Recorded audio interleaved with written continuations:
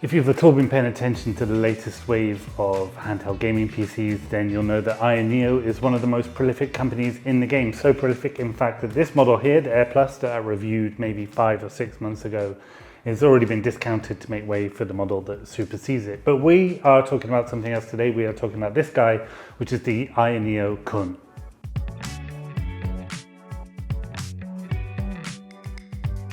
Obviously, the star of the show is this massive 8.4-inch display. Now that comes paired with the latest 7840U processor, which can also be configured with up to 64 gigabytes of RAM and a whopping 4 terabytes of storage. So it's fair to say then that this kicks digital sound in the face of Valve's Steam Deck or even ROG Ally.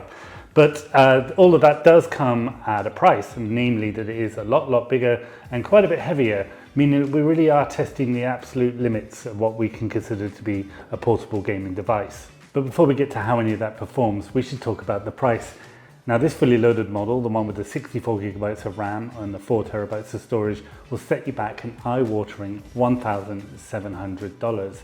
Now that's easily enough to buy you a gaming PC outright, and a pretty decent one at that, or it's certainly enough to buy you well over 2 of the highest spec Steam Decks. Now if you wanted the more affordable model, the lower specification version of this will still set you back $1,000, but that will still beat or at least match the rivals we mentioned, ROG Ally, Steam Deck, but with that much bigger screen. But bearing in mind as well, these are all the Indiegogo prices, the crowdfunding prices. So all of those numbers I mentioned, you can easily add another $200 on once that campaign is over. But we know we won't get there because by the time that we're thinking about buying this in retail, they're probably going to be onto the Kun 2 already anyway. So while the Kun does share the same chipset as some of Ayaneo's other handhelds, in fact it's technically the same one you'll find inside the ROG Ally 2, the real differentiator here is that larger display that's backed up by a new 75 watt-hour battery. Now this theoretically means that 1600p gaming is possible, but there's going to be a lot of strain on a GPU and it might not be the best experience. But it is possible, and for some games it does work.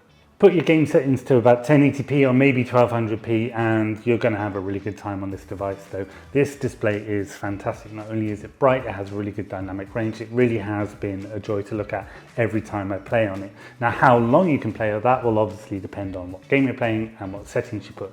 But something modest like a 25 watt TDP, you're going to be able to get Death Stranding or Red Dead Redemption 2, that level of game at a sort of decent frame rate for about 3 hours. Now, if you wanted to drop that down to a simpler game like Celeste or maybe some emulation, that battery life can easily go over to 5 hours. Now, if you go the other end and jack it right up to the maximum TDP, which we don't really recommend because there isn't a huge benefit for it, that battery life will drop to under 2 hours. So again, we don't recommend it, but just be warned, that is what you'll get.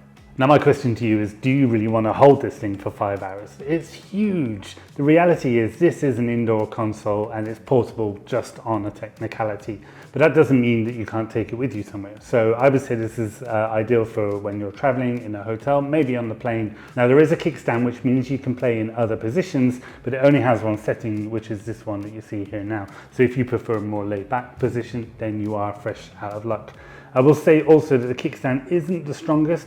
It will, as long as you're not touching it, there's obviously no problem, but it doesn't feel like the most robust detail to this console, which is otherwise very well made.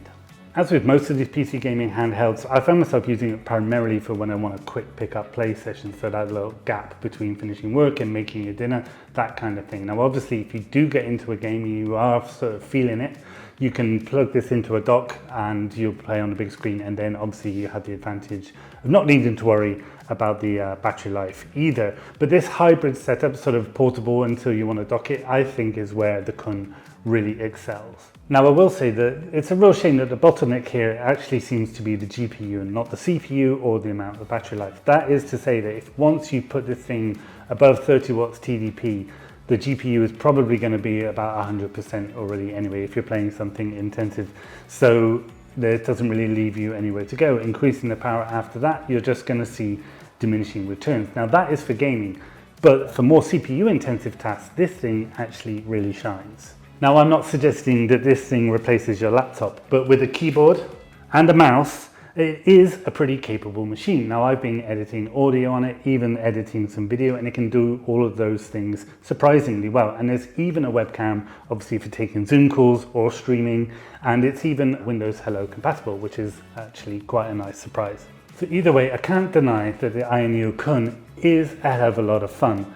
These controls are fantastic. This D-pad feels quite unique, but actually very responsive, certainly good enough for fighting games. The buttons are a little more responsive than before. The triggers have been improved. These ones were a little bit ridiculous. They've made them a little bit smaller and a little bit more practical. So there's a lot to like here. And of course, that 8.4-inch display, it looks fantastic. But do you really want a $1,700 portable? I don't know, even if it's quite a good gaming PC. But the thing is, anyone who does want one of these probably already has ordered one.